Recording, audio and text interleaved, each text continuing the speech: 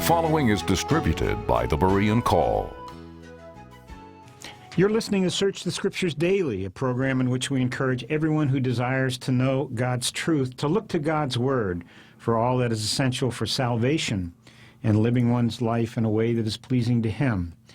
If you're a new listener to our program or a new viewer to our podcasting, in this first segment of our program, we're concluding our discussions of Dave Hunt's book, When Will Jesus Come?, subtitled, Compelling Evidence for the Soon Return of Christ. Now, Dave, you titled the last chapter, How Close Are We? But before we get to that, I want to read some verses that you begin the chapter with. And this is Matthew chapter 24, verses 48 and 50. And if that servant shall say in his heart, My Lord delayeth his coming, the Lord of that servant shall come in a day when he looketh not for him. And then Matthew 25, verses 5, 6, and 13. When the bridegroom tarried, they all slumbered and slept. And at midnight there was a cry made, Behold, the bridegroom cometh, go ye out to meet him. Watch therefore, for you know neither the day nor the hour wherein the Son of Man cometh. And Dave, we've talked about this before, but I think it would be helpful, especially to our new listeners and viewers, that you might summarize the information you have in the book regarding how close we are to the Lord's return. Now, I'll go through a couple of these, and maybe you can just comment on them. The seeming contradictions. He comes at a time of peace. He comes in the midst of war. Well, it says, when they shall say peace and safety, that's 1 Thessalonians chapter 5. You didn't read from Luke 12, or you didn't read it because I hadn't quoted it at the beginning of the chapter, but it says, what if that evil servant shall say, My Lord delayeth his coming. But anyway, in other words, to think of that there would be a delay to the rapture, which we believe is imminent, you're counting on a delay, that will lead you into evil, because you don't have to straighten out your life right now. You know, I got time. Or if you believe in a post-trib rapture, it gives you even more time, 7 years. But anyway, in Luke 17 and Matthew 24 also, but we didn't read those verses, but Luke 17, it says, as it was in the days of Noah, so shall it be in the days of the appearing of the Son of Man. They were eating and drinking and buying and selling and building and planting and marrying, you know. Sounds like a time of peace and prosperity. But it also tells us he's coming in the midst of Armageddon to rescue Israel. So there has to be two different comings. He's coming at a time, Matthew 24, it says, when you see all these signs fulfilled. What is that, verse 34, 33 or 34? Then you know he's at the door. But verse 44 says, which you quoted there, at such an hour as you think not the Son of Man cometh. Now, he's coming at a time when, as the bridegroom tarried, Matthew 25, they all slumbered and slept. Some people forget. There were 10 virgins, 5 wise, 5 foolish. But this says even the wise virgins are slumbering and sleeping as the bridegroom is tarrying. And I often say to people, well, if we had somehow survived the Great Tribulation and we hadn't been killed by the Antichrist for not bowing down and worshiping his image, and we'd been able to eat out of enough garbage pails to keep ourselves alive because we didn't take the mark of the beast, and we were not allowed to buy or sell anywhere, but somehow we survived to the very, very end, I don't think we'd all be slumbering and sleeping and not expecting the Lord to come. What else could you look forward to? So these considerations indicate there's a difference between the rapture and the second coming. So now the question before us Well, Dave, before you get to that, let me add one more. You talked about he comes when no one expects him, as opposed to he comes when everyone's aware he's coming, certainly at Armageddon. But he comes when judgment is the farthest thing one expects. Right. And when he comes when judgment is in process. Again, Right. two seemingly contradictions. Yeah, so we have two different comings. It's very apparent that the last thing they're expecting, well, he says it's like the flood, and nobody expected the flood. You get another idea there, Tom, because I can remember, we talked about it in the past, the bumper stickers, right at your own risk, I'm leaving in the rapture. Those have been laughed right off the bumpers. They're worn out. He said in 2 Peter chapter 3, in the last days scoffers shall arise, saying, where is the sign of his coming? I would say we're in that day. Hardly anyone, Tom. If you could somehow just get a quick view of every church service Sunday morning in the United States, I don't think you would find one in 1,000 that's talking about the rapture. A lot of them would be ridiculing it, like the Presbyterians, like we've had Gary North call it a helicopter escape to heaven. And let's see, how much longer do we have? We got 6 more years. What did Gary North say? Well, 2012, and I'm not sure why he used that date, but he would really have the last laugh. I don't know what that means. But anyway, so many people today who not only don't expect the second coming, they laugh. They laugh it off. They ridicule it as a helicopter escape. You guys want to get out of here. You're not willing to take care of the earth, face your responsibility, help the poor, and so forth. Well, no, that's not the case, but we want to be with our Lord. Because this is a wedding coming up, as we mentioned, and we're the bride. And if the bride is not eager for the wedding, you better call it off. We are eager to be with our Lord Jesus Christ. But Dave, as you point out, though, the rapture is the antithesis of what these people who claim it's a escape theory. It's really the antithesis. It's to get us ready to be expectant with regard to his coming. On the one hand, on the other hand, Dave, why did Jesus say, or why did he, and you point out in your book, he issued 2 solemn warnings. He declared that his coming is very soon and should be expected at any moment.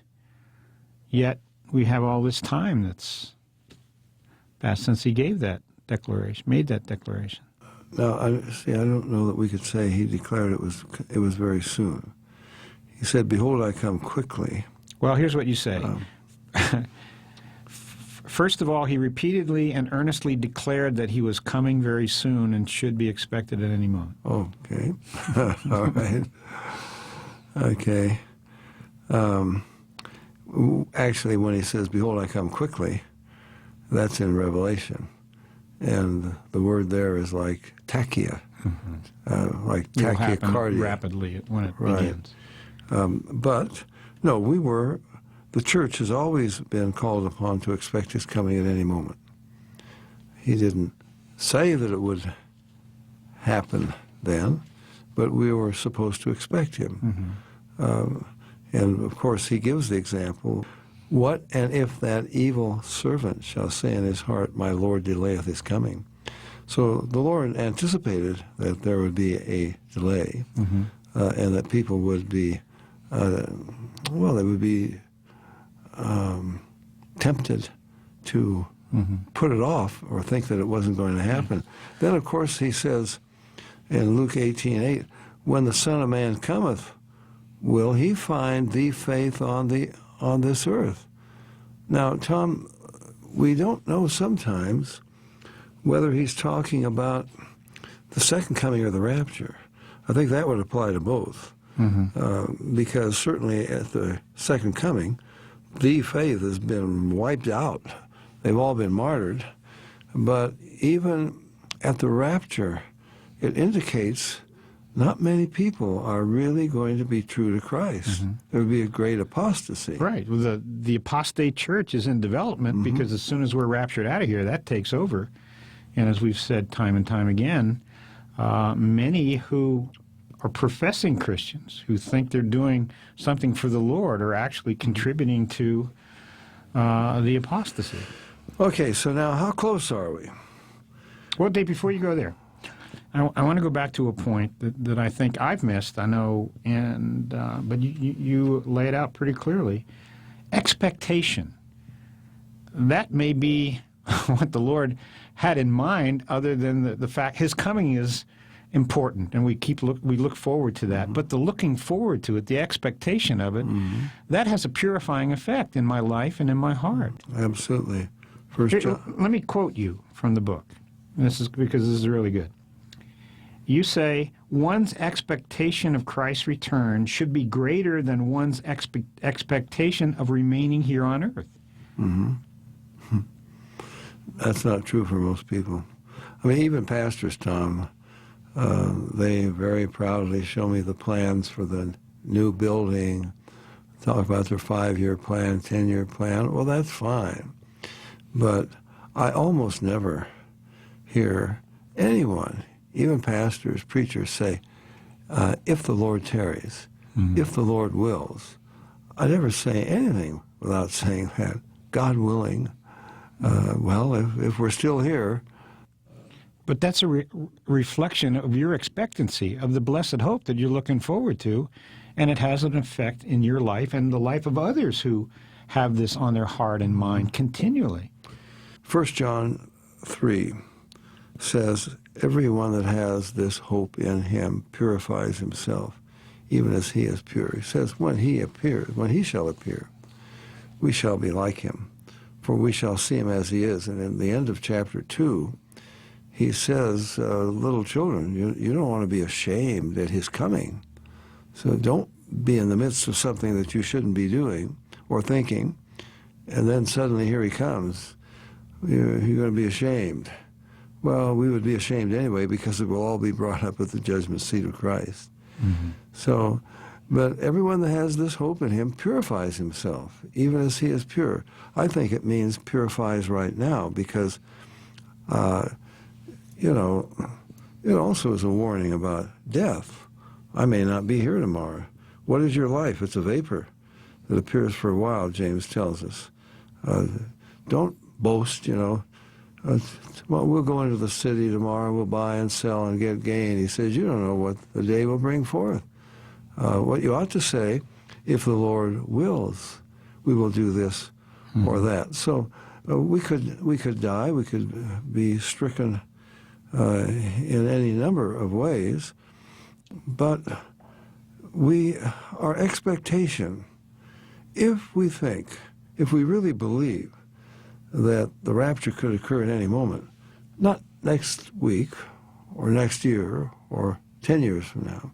If I really think it could occur today, that's going to impact my life, how I live my life. Now, there's certain things you got to do. I've got to go to the grocery store when I leave here and buy a few things because I've been gone for a while. Have to have my green salad for lunch and so forth. But with tomatoes and avocado and all that. Dave, you do eat nutritiously. I have to say that. Even when we were in Russia for a week, some of the things that you brought, I mean, it wasn't lavish by any means, but it was just good stuff that you can't get anywhere, so you bring it with you. It was amazing. Well, amazing. Tom, when you get as old as I am, you have to become more and more careful. Well, Lord willing, He'll keep you around for a long time. But, Tom, while we're on that subject, I think this fits within our realm here. I just came back from a conference, and when I see what some of these preachers and evangelists and prophecy, because this is what it was. I won't say where it was. What they have for breakfast. Oh, my gracious. Bacon with all that fat, and they just down it. And sausage on top of that with eggs and French toast, and I mean, some of it piled high. I don't think I'd last very long if I Well, ate that way. You might have a few arteries that would need to be roto-rooted, I would say, on that basis. But anyway, Tom, look, it's the grace of God, not my diet. It's the grace of God. Yes. A friend of mine that you know well, and I won't mention his name, his mother, he told me, is 97, and she thinks if you don't have a lot of fat on that meat, she doesn't want it. And she eats bacon and eggs and ham every morning for breakfast. And she is still driving her own car at 97 and going strong. So, you know, one of our verses, Tom, that we take for our ministry here, unto me who am less than the least of all saints is this grace given, that I should preach among the Gentiles the unsearchable riches of Christ. So it's the mercy of the Lord. Right, it is. But nevertheless, we need to do what's right. You know, our 7 days in Russia with numerous fellowships that came together for our meetings, and many of them young people.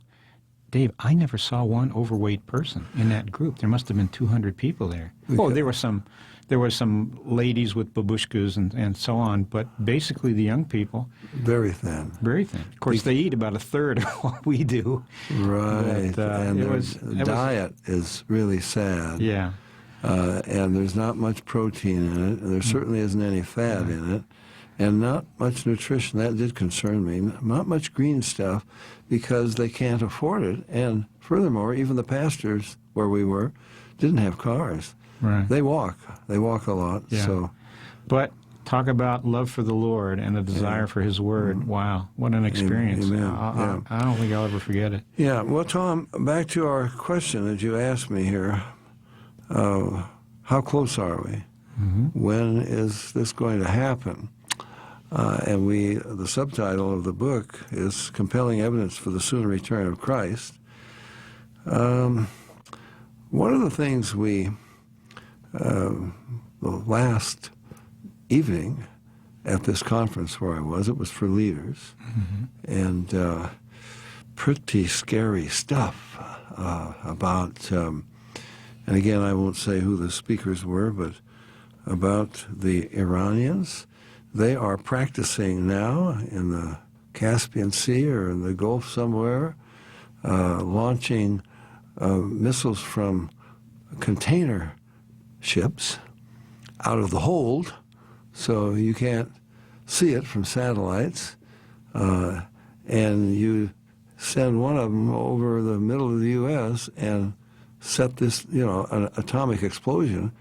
It will EMP, electromagnetic pulse, knock out all of the electrical installations permanently. You have to rebuild them. I don't think it's going to happen, but why? Just a wild guess, or related to the Scriptures? Well, no, not a wild guess. I talked to other people, Tom, military people also, who say it's not likely because to launch, what's the name of the one that they have over there in Iran now? Well, to launch the latest missiles that the Iranians have, they get them from the Chinese, and to get them to go, well, they don't have to go very far because they can get very close to the container ship. You can't be examining every container ship out there. Although they'll be examining more than they have, I can tell you that. It's more involved than that. It's not so easy to launch things out of a container out of the hold. So I don't know, but I get the impression from the military people that they're not that concerned at the moment. What we can do about it, I don't know. But then you have Iran is getting very close, and they say that the Israelis believe by February they've got this atomic missile, atomic bomb and atomic missile, and Israel is going to have to do something about that. What they can do, I don't know. These are underground, deeply underground, and they're in widely scattered locations. Israel will have to go in on the ground. And I don't know what that means, but they have to, because they're aimed at Israel. Then we get into the financial area. One of the speakers just gave it to us on a graph. The U.S. is bankrupt. I mean, our debt to the Chinese is, they practically own us. Now, I'm not maybe exaggerating a little bit, but how do we finance the deficit, the trade deficit? We have to float new treasury bills. Who buys them? The Chinese. I mean, they're in a big surplus. And what happens if they pull the rug out from under us? Now, I'm not worried about the Chinese nuking us, because they would lose their biggest customer. So I think they have to kind of keep financing us too, for us to keep buying their stuff, which is why you don't want to press them too hard on the trade equality, you know. But how long? See, the prosperity that we have now, and Jesus said it's be a time of prosperity for the rapture. Mm-hmm. They're buying and selling and building and planning. It's all based on debt. How much longer can this go on? Now, Tom, this is not very spiritual, but just from a logical standpoint, I think we're skating on thin ice as far as how much longer this can go on. How much longer are we going to keep peace in this world? And then we talked about Iraq. That situation is very, very serious. The Antichrist is the one who will bring peace. It will be a false peace. It will be for his purposes. He will have the temple rebuilt so that he can put his image in it. So how close are we? Now, Armageddon is 7 years after the rapture, in my opinion, and it looks like we're getting closer and closer to Armageddon, with all the Muslim nations arming themselves, and the Antichrist is going to turn against Israel. Tom, again, on that basis, I can't. Again, Tom, I don't think that is the basis on which I should expect and long for the coming of the Lord. It should be my love for him. But I think we're getting very close. And if we had, I don't know if we've got time enough. We've got about 2 minutes. We've got about a minute, so we're going to come back and really complete this chapter next week. Yeah. But let's raise some issues, Dave. Certainly, you're talking about Armageddon, but we know we've been establishing a dichotomy here. Right. There's the rapture at a time of peace. At a time of peace. But there is all of these signs that you've articulated related to the second coming. You point out in the book that you want a day and a date. Well, we know it's going to be 1,260 days from the midpoint in the tribulation. So that's a given. But with regard to the rapture, any time. It could happen before I finish this sentence. You know, I always say that, Dave, and I'm always slightly disappointed when it hasn't happened yet, because I'm looking forward to it. Yeah, well, I long for his return, but on the other hand, you know, we're torn because we have unsaved loved ones. We have unsaved friends and neighbors. We want them to be saved. So why does he delay his coming? He's not willing that any should perish. For more information about the Berean Call and a free subscription to our monthly newsletter, contact us at P.O. Box 7019, Bend, Oregon, 97708. Call us at 800-937-6638 or visit our website at www.thebereancall.org.